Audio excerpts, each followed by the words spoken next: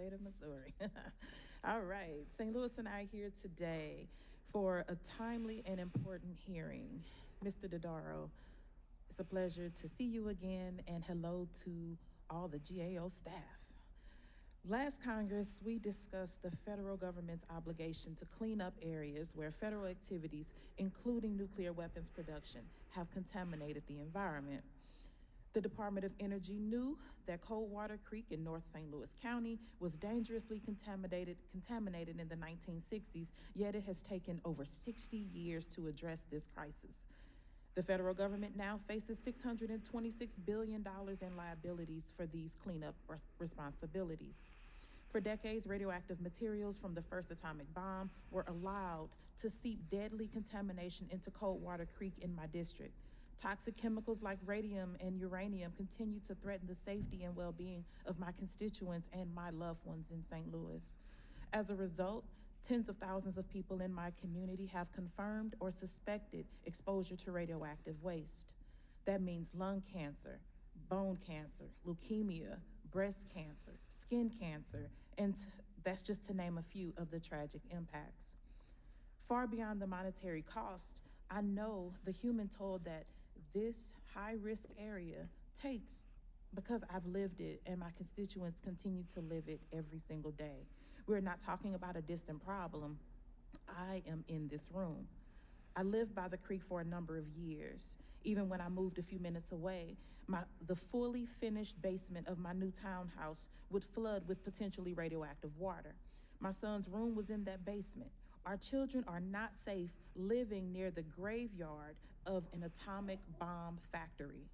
Mr. Dodaro, what progress has been made on the Coldwater Creek issues, which remains on the high-risk list since 2021?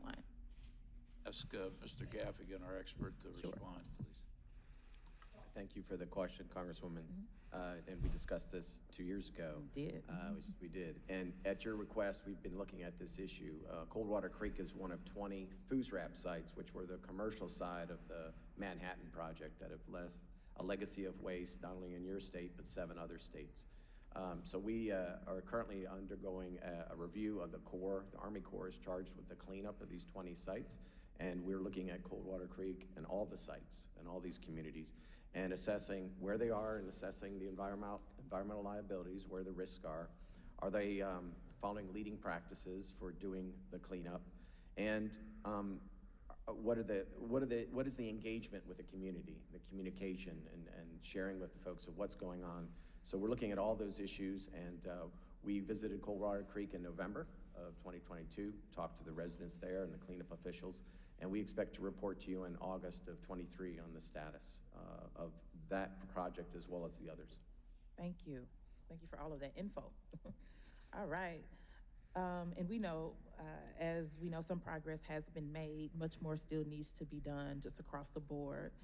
Last October, high levels of radioactive exposure were detected in samples taken from the library, from the kitchen, classrooms, fields, and playground of Jana Elementary School in my district. The school has since been permanently shut down.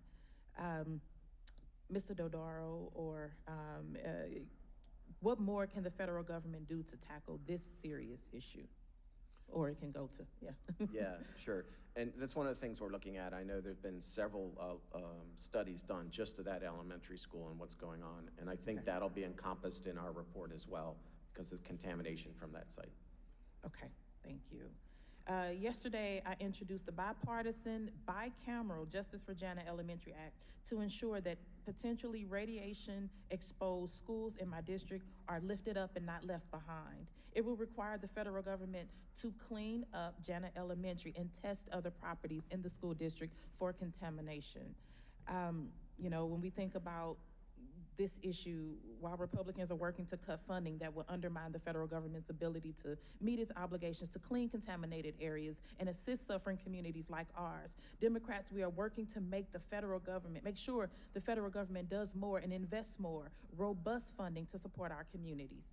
Congress and the federal government must meet their hazardous waste cleanup obligations to our communities. Yet Republicans and their Default on America Act would deprive the government of resources to tackle these hazards and put the health and education of yet another generation of children at risk. I want to thank Mr. Dodaro and the GAO for being here today and answering our questions. I yield back.